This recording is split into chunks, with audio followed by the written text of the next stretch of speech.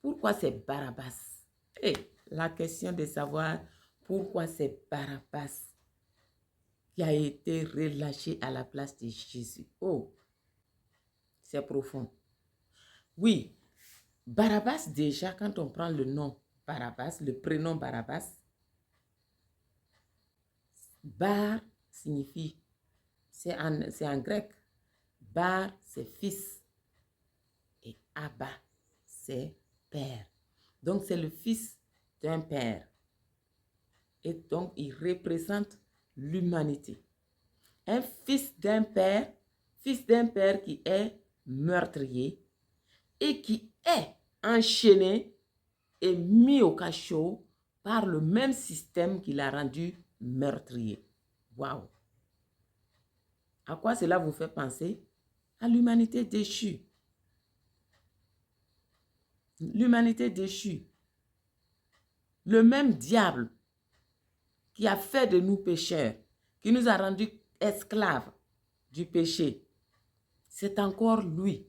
Chaque fois que nous péchons, nous enchaîne de plus en plus.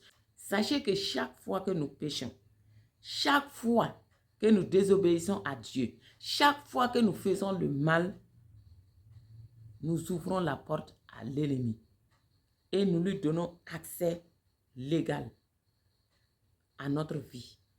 Et il agit comme il veut. De telle sorte que plus nous péchons, plus nous sommes enchaînés par les liens du monde des ténèbres. Donc, c'est ce que représentait Barabbas. Barabbas représentait exactement ce monde déchu. Alors, c'est pourquoi Dieu a permis qu'il en soit ainsi. Et cet échange, c'était un acte prophétique. Et cet échange, pendant que cet échange était en train d'être fait, c'était un acte prophétique. Lorsque il y a eu l'échange entre Barabbas et Jésus, Barabbas libéré, bien que meurtrier, et Jésus condamné à être crucifié, bien que innocent, sans péché, sans tache. Cela décrivait parfaitement ce que Jésus était en train de faire sur le plan spirituel. Il est venu sans péché. Il est venu sur la terre. Il a marché sans péché. Mais nous qui étions coupables, nous qui étions bons à être crucifiés, à mourir, à être châtiés, Jésus a pris notre place. Il est allé à la croix à la place de chacun de nous. Et c'est pourquoi la Bible dit, dans Ésaïe 53, verset 5, qu'il était blessé pour nos péchés, brisé pour nos iniquités, et que le châtiment qui produit la paix est retombé sur lui. Et que c'est par ces meurtrissures que nous sommes guéris. Alors, sachez que cet échange qui a eu lieu devant Pilate était une représentation, une description parfaite de ce qui se passait dans le monde spirituel.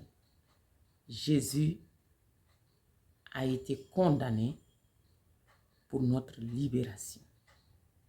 Jésus a été crucifié et son sang a été versé pour notre justification. Alors, c'est beau. C'est vraiment très beau de voir à quel point Dieu n'a rien laissé au hasard.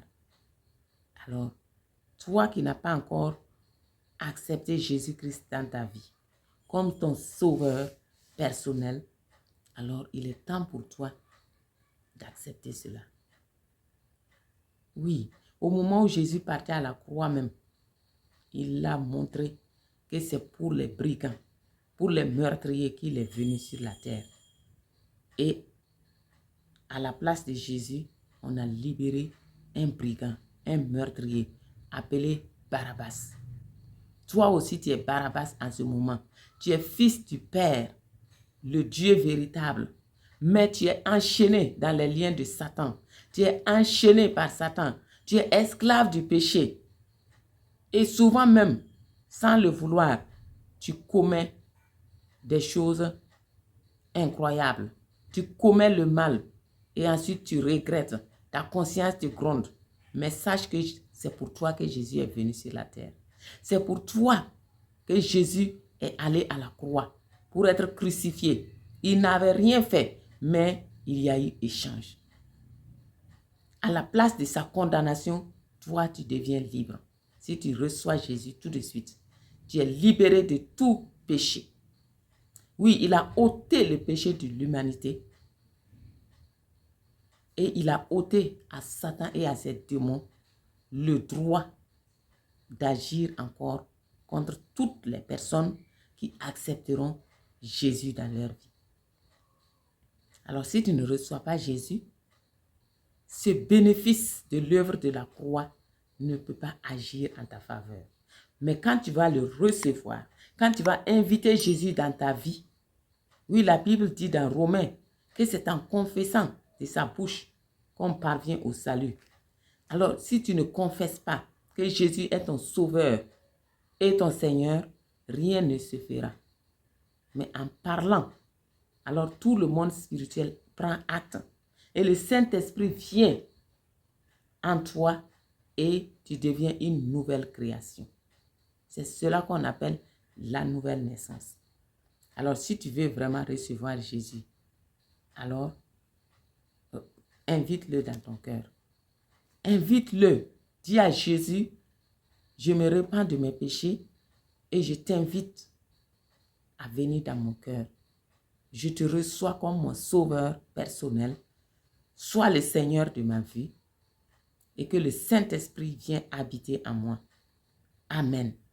Voilà une prière simple mais très puissante car elle va changer tout dans ta vie. Tout, absolument tout. Tu deviens une nouvelle création. Toutes choses deviennent nouvelles dans ta vie.